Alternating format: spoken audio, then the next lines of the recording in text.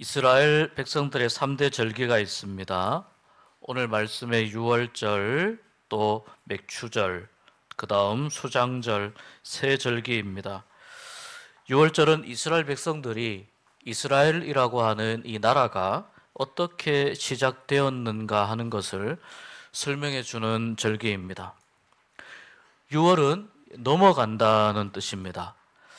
이집트에서 10가지 재앙 중에서 마지막 재앙이 장자, 첫째 아들의 죽음을 맞이하는 재앙입니다.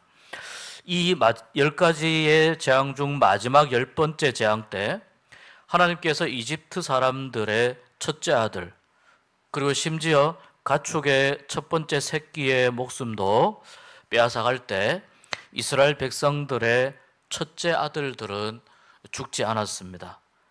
죽음의 천사가 있었다면 이스라엘 백성들의 집은 죽이지 않고 넘어간 것입니다.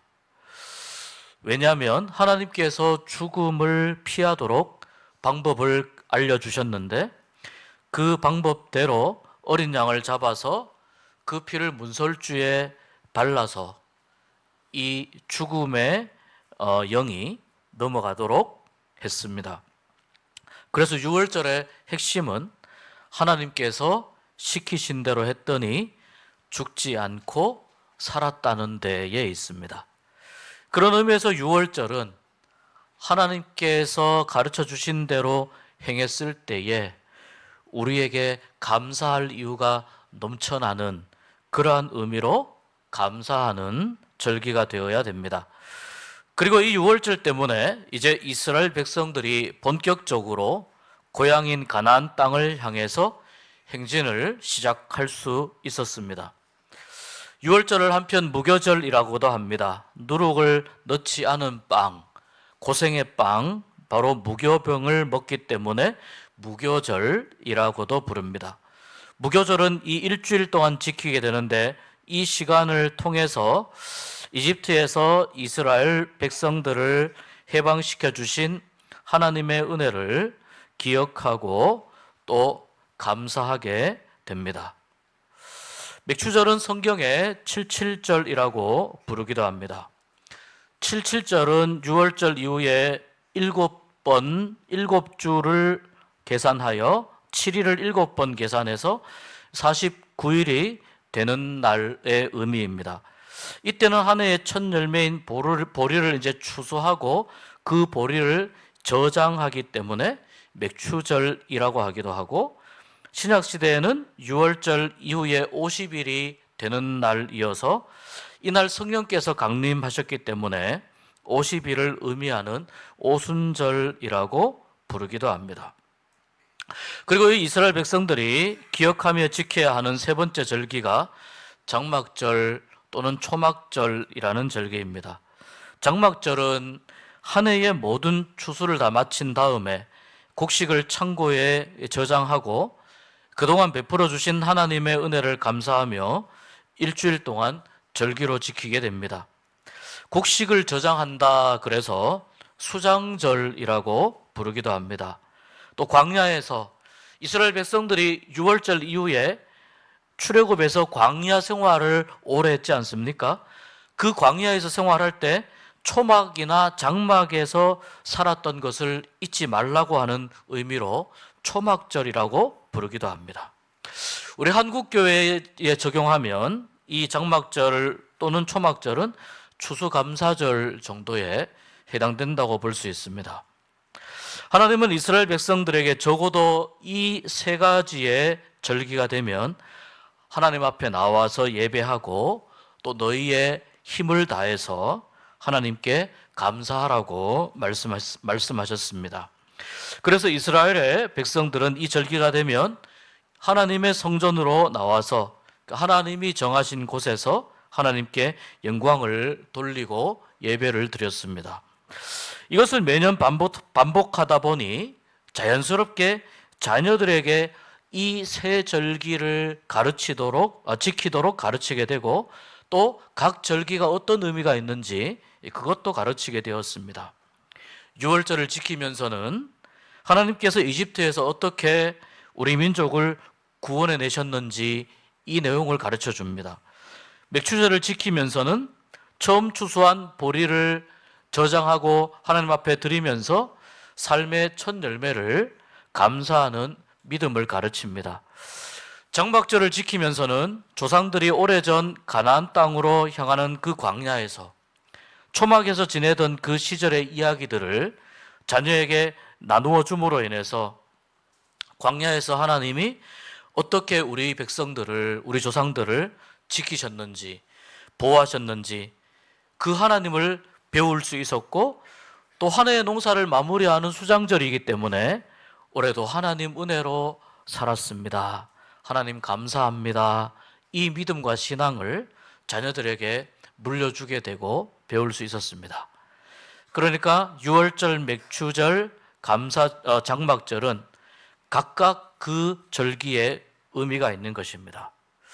하나님은 이 절기를 자손들에게 가르칠 때, 또 이스라엘 백성들에게 가르칠 때 절기 따로 생활 따로 이렇게 분리하지 않으시고 이스라엘 백성들의 삶 속에서 또 이스라엘 백성들의 살아온 그 역사 속에서 하나님을 배우고 가르치도록 그렇게 이 절기를 제정하신 것입니다. 인간은 본디 쉽게 잊어버리는 존재입니다. 속상하고 상처 입은 일들은 잘 안 잊어버리게 되지만 은혜 받은 일들, 감사했던 일들은 쉽게 잊어버립니다. 그래서 하나님은 억지로라도 하나님의 은혜를 기억하게 하시기 위해서 이 세 가지의 큰 절기를 이스라엘 백성들에게 주십니다. 마찬가지로 우리 또한 하나님께 받은 은혜와 사랑을 쉽게 잊어버리지 않고 항상 기억하면서 감사할 수 있는 삶을 살 수 있기를 축복합니다. 오늘 맥추 감사주일입니다. 6월절부터 50일이 지나는 시점에 있는 절기입니다. 우리에게는 7월의 첫 주일로 한 해의 절반을 지나면서 하나님께 예배하는 절기가 됩니다. 그래서 6월절부터 77절에 이르기까지 똑같은 개념으로 적용을 해서 1월부터 7월 첫 주일 오늘까지의 이 모든 삶의 여정을 돌아보면서 하나님께서 여기까지 인도하셨구나. 하나님께서 나를 여기까지 지키셨고 보호해 주셨구나. 그러한 마음으로 하나님께 감사하는 시간이 되시기를 소망합니다. 그런 의미에서 맥추절은 어떤 절기인가 두 가지 면에서 내용을 살펴보겠습니다. 맥추절은 먼저 기억하는 절기입니다. 성경에 무엇을 기억하라고 말씀하시는지 12절 말씀에 이렇게 나옵니다. 너는 애굽에서 종 되었던 것을 기억하고 이 규례를 지켜 행하라. 이렇게 말씀합니다. 이스라엘 백성들이 애굽에 있었을 때 그 시절을 잊지 말고 기억하라는 겁니다. 이 애굽, 이집트에서 있었던 이스라엘 백성들의 그 시간은 찬란한 번영의 시간이었습니까? 행복한 시간이었습니까? 아니, 오히려 그 반대로 매우 참혹한 시간이었습니다. 그러나 이 이스라엘 백성들이 처음 이집트에 갔을 때는 그렇지 않았습니다. 우리가 성경을 통해서 아는 것처럼 하나님께서 이집트에 노예로 팔려온 요셉을 통해서 하나님이 참 신이시다라고 하는 것을 이집트의 모든 사람들에게 알게 하셨습니다. 요셉에게 주신 하나님의 지혜와 또 요셉에게 주신 특별한 꿈 해몽의 달란트로 인해서 이 지역에 큰 기근이 들었을 때 이 기근의 위기를, 굶어 죽을 위기를 극복하게 하시고 요셉과 함께 하시는 하나님을 이집트의 모든 사람들이 다 보게 하시고 다 알게 하셨습니다. 그래서 이집트 사람들은 요셉에게 고마운 마음을 가지게 됩니다. 또 그 덕분으로 요셉은 가나안 땅에서 굶어 죽을 위기에 있는, 가나안 땅에서 기근으로 고통받는 아버지와 그리고 형들의 가족을 모두 다 이집트로 이주하게 합니다. 그래서 70여 명이 이집트로 이주해서 여기에서 새로운 삶을 시작하게 된 것입니다. 여기까지는 좋았습니다. 그런데 시간이 지나면서 이집트 사람들이 점점 요셉에 대한 고마운 마음을 잊어버리기 시작합니다. 기억하지 못하게 되는 것입니다.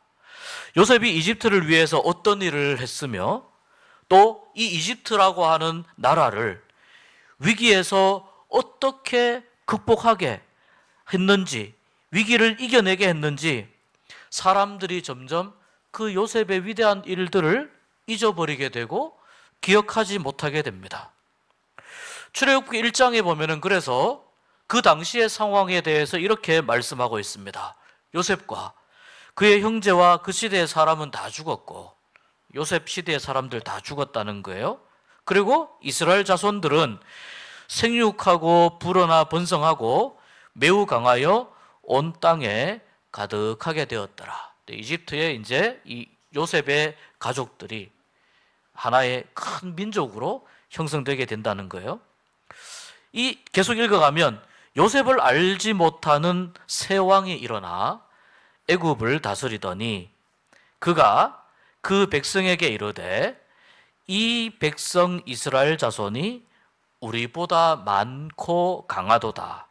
자, 우리가 그들에게 대하여 지혜롭게 하자. 두렵건대 그들이 더 많게 되면 전쟁이 일어날 때에 우리 대적과 합하여 우리와 싸우고 이 땅에서 나갈까 하노라 하고 감독들을 그들 위에 세우고 그들에게 무거운 짐을 지워 괴롭게 하여 그들에게 바로를 위하여 국고성 비돔과 람셋을 건축하게 하니라. 출애굽기 1장의 말씀이에요. 요셉을 모르는 왕이 나타나서 왕위에 오르자 요셉의 은혜를 다 잊어버리게 되고, 그리고 이 이스라엘 백성들, 이 히브리 민족들이 우리보다 더 강할 것 같으니까 미리 우리가 선수를 쳐서 얘네들을 노예처럼 부리자. 이것이 이 요셉을 모르는 왕의 머리에서 나온 생각입니다. 그러니까 요셉이 죽고 시간이 지났을 때 사람들의 기억에서 요셉의 위대한 업적도 요셉에 대한 고마운 마음도 사라지는 것이죠.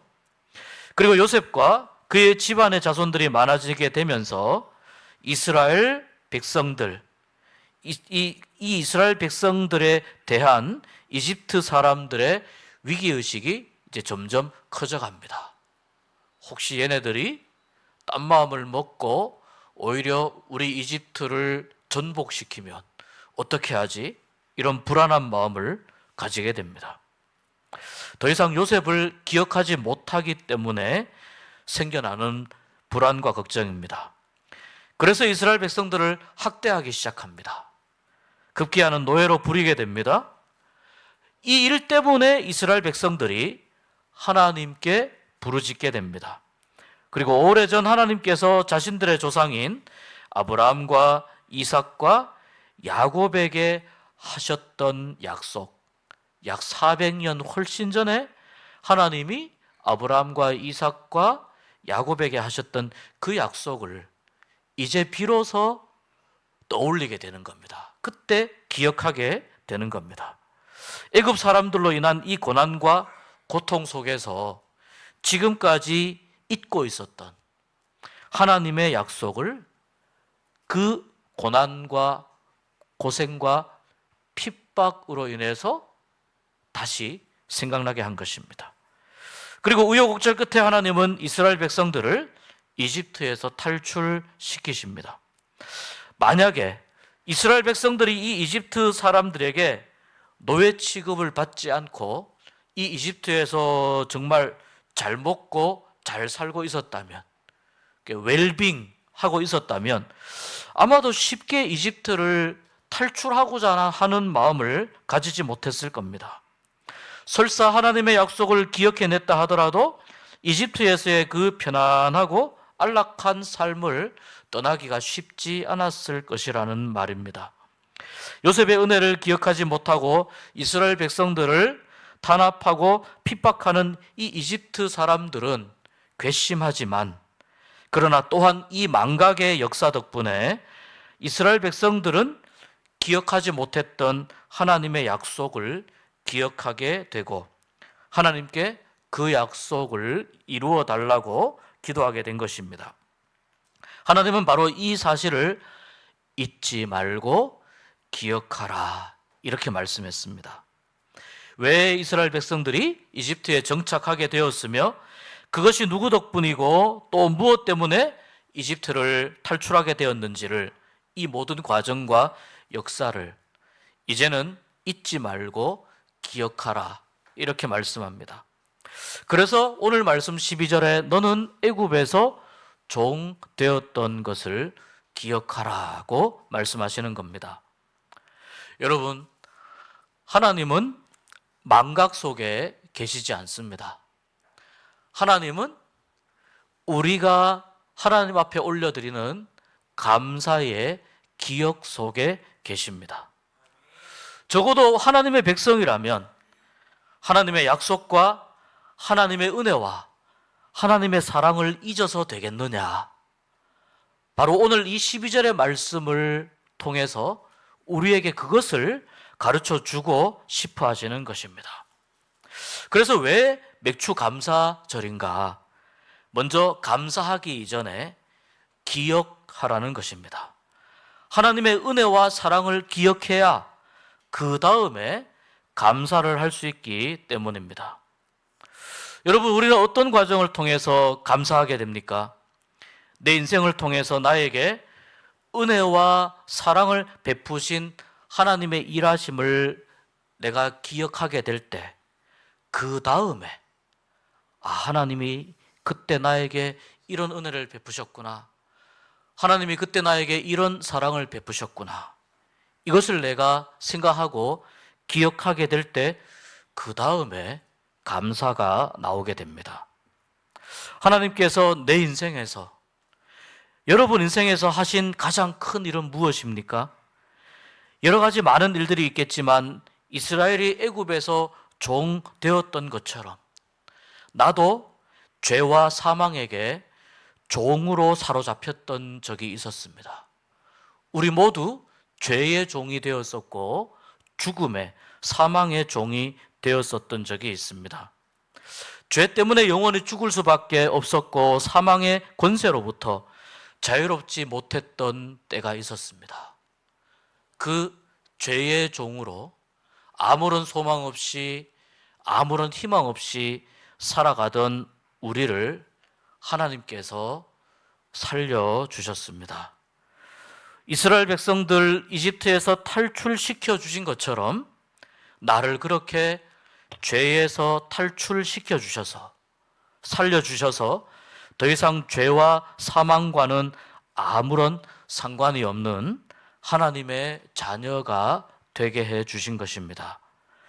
그래서 바울은 로마서 8장에서 이렇게 선언합니다. 내가 확신하노니 사망이나 생명이나 천사들이나 권세자들이나 현재일이나 장래일이나 능력이나 높음이나 깊음이나 다른 어떤 피조물이라도 우리를 우리 주 그리스도 예수 안에 있는 하나님의 사랑에서 끊을 수 없으리라. 아멘. 나를 죄와 사망의 권세에서 자유롭게 하여 주시고 하나님 자녀 삼아 주신 이 하나님의 놀라운 구원의 은혜를 잊지 말고 기억하는 맥주 감사 주일이 되시기를 축복합니다. 이제 이 기억의 문제를 우리가 분명히 하게 될 때 그 다음에 두 번째 질문이 나옵니다. 왜 감사해야 되는가? 당연히 나를 구원하신 하나님의 이 놀라운 은혜를 기억하면서 감사해야 되는 것이죠. 그런데 우리의 감사가 만약 여기에 머물기만 한다면 우리는 중요한 한 가지를 놓치게 됩니다. 자칫 잘못하면 내가 생각할 때 좋았던 일, 기뻤던 일, 즐거운 일, 행복한 일, 여기에만 감사하는 소위 반쪽짜리 신앙으로 머물 수 있기 때문입니다. 1948년 우리나라의 여순 사건으로 인해서 미국 유학을 준비하던 큰 아들 동인과 또 그 형을 대신해서 형은 미국으로 유학을 가야 하니 나를 죽여달라고 울부짖었던 둘째 아들 이 동신을 한꺼번에 잃고 망연자실해 있던 손양원 목사님이 계십니다. 우리가 잘 알고 있듯이 사랑의 원자탄의 주인공이시고 또 이번 주에 우리가 목요일부터 출발하는 청년부 수련회 코스로 손양원 목사님 기념관과 그 순교의 발자취도 함께 다녀오게 될 정말 한국교회의 큰 신앙의 스승이신 분입니다. 손 목사님의 큰아들 동인과 둘째 아들 동신에게는 사랑하는 여동생이 있었습니다. 손동희 권사님입니다. 이 손 권사님의 간증을 보면 아버지 손양원 목사님께서 그렇게 강하고 담대한 믿음을 가지셨던 분이지만 공산당에게 붙잡혀서 가시기 전날 밤에 손 목사님이 그 붙잡혀가는 일 때문에 두려움에 떨며 밤새도록 살려달라고 기도하셨다고 합니다. 죽음 앞에서 떨고 두려워하고 하나님 앞에 엎드려서 살려달라고 그렇게 부르짖으며 밤을 새고 난 이후에 체포되시고 순교의 자리까지 가셨다고 합니다. 사랑하는 아들 손동인, 손동신 이 두 아들이 순교하던 날에 여동생인 손동희 권사님은 순천 매산 여중 1학년에 재학 중이었는데 그날이 가을 소풍 날이었습니다. 그래서 너무 기쁘고 재미있는 시간을 그렇게 이제 보내던 중에 이 여순 사건이 일어났다는 소식을 듣고 급하게 오빠들이 살던 집으로 달려가는데 집이 완전히 난장판이 되어 있고 물건들이 마당으로 쏟아져 나와 있고 여기저기 엉망이 되어 있는 모습을 보면서 직감적으로 두 오빠가 무사하지 못하겠구나 이 생각을 하게 됩니다. 이 사랑하는 두 아들의 죽음 소식에도 의연했던 아버지 손양원 목사님을 무너지게 만들었던 것은 나중에 애양원으로 배달되어 온 사랑하는 두 아들의 그 피 묻은 유품이었습니다.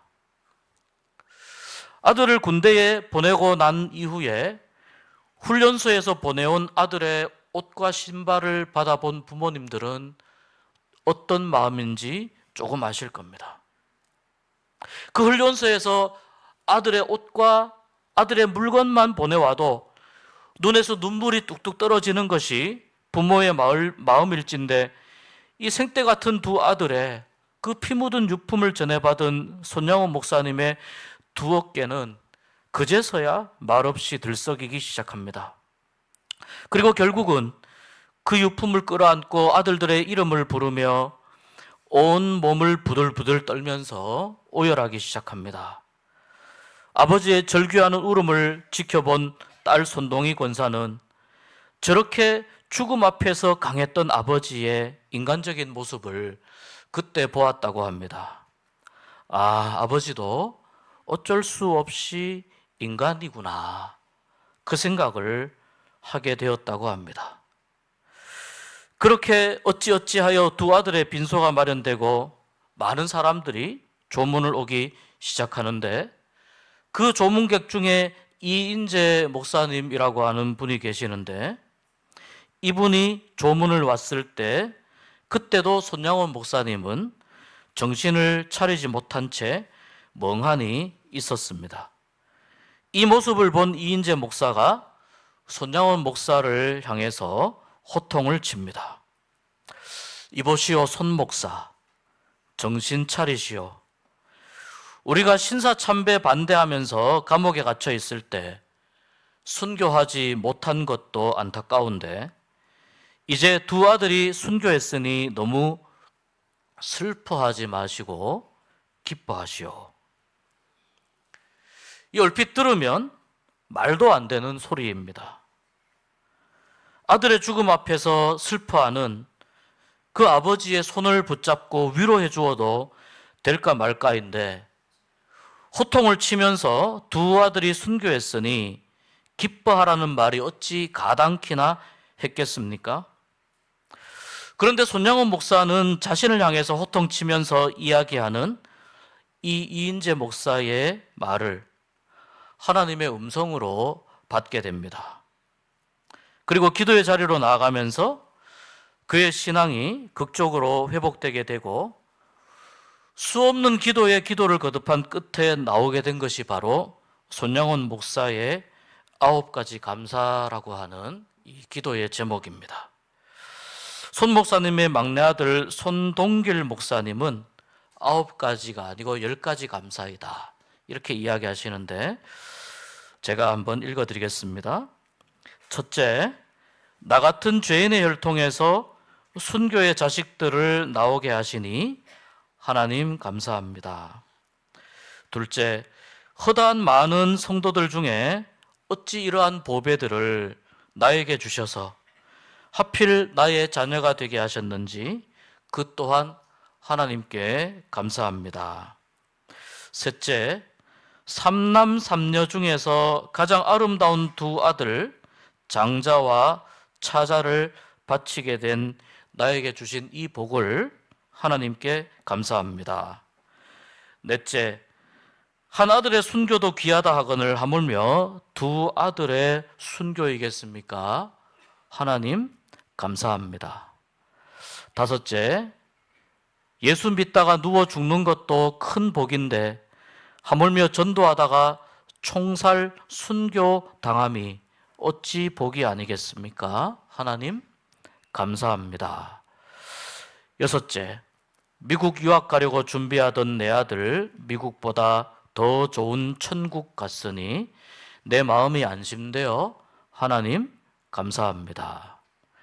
일곱째, 나의 사랑하는 두 아들을 총살한 원수를 회개시켜 내 아들로 삼고자 하는 사랑의 마음을 주신 하나님 감사합니다.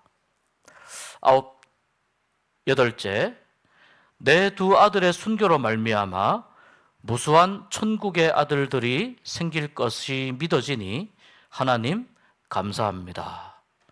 9번째, 이 같은 역경 중에서 8가지 이 진리와 하나님의 사랑을 찾는 이 마음과 또 하나님을 바라보는 여유 있는 믿음 주신 우리 주님께 감사합니다.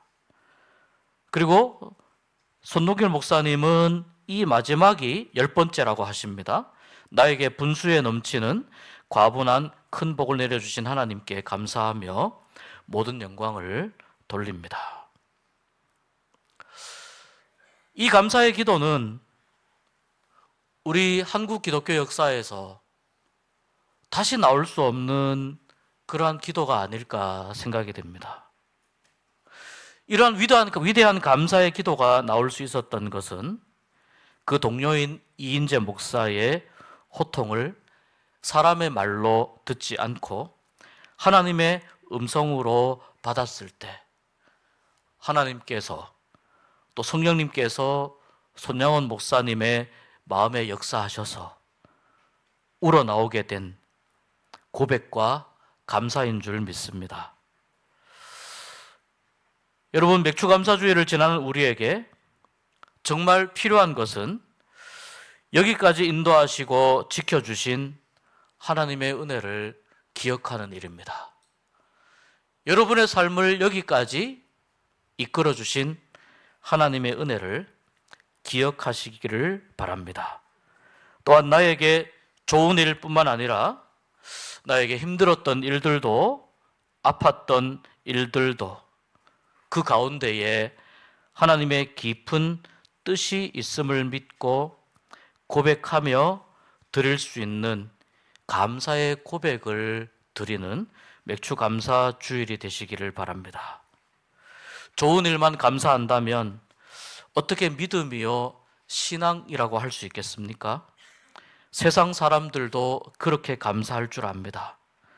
그러나 참된 감사는 고통과 고난 중에서 나오게 된다는 것을 우리가 인정한다면 우리는 우리에게 여러 방법으로 말씀하시는 하나님의 음성을 조금 더 분별하여 들을 수 있게 되고 더 깊은 감사로 우리 하나님의 은혜와 사랑을 만나게 될 줄 믿습니다. 한 해의 절반이 지나고 있습니다.